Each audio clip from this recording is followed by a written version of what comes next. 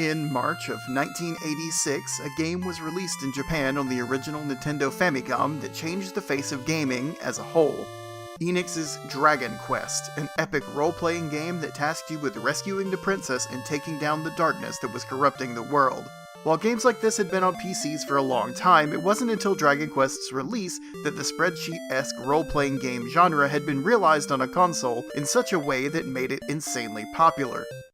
With artwork by Akira Toriyama of Dragon Ball fame and music by Koichi Sugiyama, it was one of the most influential games that had ever been released, and that influence is still felt strongly today. But the popularity and profitability of Dragon Quest in the late 80s was hard to ignore, and lots of other companies decided that they needed their own Dragon Quest-style game too. A year later, in 1987, two games were released within days of each other. Final Fantasy by Square for the Famicom, and Phantasy Star by Sega for the Mark III console, which was known as the Master System in the US. While Final Fantasy is a series that's definitely more widely known and appreciated, Phantasy Star's technical achievement on the Mark III was hard to ignore. Phantasy Star takes the standard castles, knights, and dragons theming that has been so prevalent in video games and replaces it with a futuristic world with space travel, multiple planets to explore, and even talking animals. The biggest addition was including a female main character named Alice Landale. The future and space theming also allows for some incredibly creative enemy designs too, with fishmen, bug-like creatures, robots, and all sorts of beasts. Phantasy Star does still follow the same formula as most RPGs of its day, with a world map, towns, shops, multiple characters in your party, and lots of dungeons to explore. But Phantasy Star does take a different path than every other console RPG on the market at the time, and puts those dungeons into a technically astounding first-person view. The dungeons, as a result, are a bit more confusing than those found in other games, basically requiring players to make their own maps to make any progress in the game. Phantasy Star might be one of my favorite RPGs from the 8-bit era, but that isn't saying that it's aged well. Thankfully, M2 Company Limited, the developers of the entire 3D Genesis Classics line on 3DS, the Japanese-only Sega Ages 2500 series on PS2, and way too many other retro game re-releases to list here, have released a new version of Phantasy Star onto the Nintendo Switch, and they've added some amazing features to this game that make it vastly more playable for modern gamers.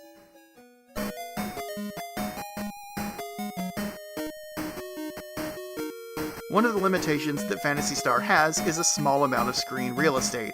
This leads to truncated enemy names, short and non-descriptive item names, and also, when in combat, your character's health and mana meters aren't always on screen, leading to a good deal of confusion.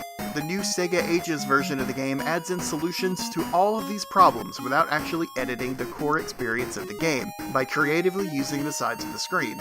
Games from classic consoles are displayed in a nearly square 4:3 aspect ratio, while the Switch's screen and the vast majority of televisions and monitors on the market today are displayed in a rectangular 16:9 aspect ratio, which leaves a lot of room on the sides of the screen, and rather than centering the game on the screen, it instead pushes it to either the left or the right side of the screen, and then uses the extra room to add in health and mana meters for every character in your party displayed at all times. It also displays a small panel on the side of the screen that's used for displaying a map when you're in dungeons, which is a complete and total game changer. Other features in this game include an Ages mode, which decreases the amount of random encounters and then increases the experience and money you get from those random battles. There's also an option for doubled walk speed, which I promptly turned on, and the option to toggle between both the Japanese soundtrack or the US version soundtrack.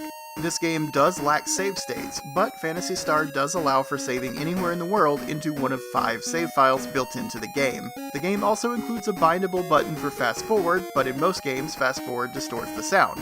M2 has done a great job here, as fast forward just makes the game go faster and not the sound. It's an awesome touch that just adds to the overall polish in this package. M2 also included around a dozen different backgrounds and a bunch of different filtering and scanline options, and they all look phenomenal on the Switch's screen.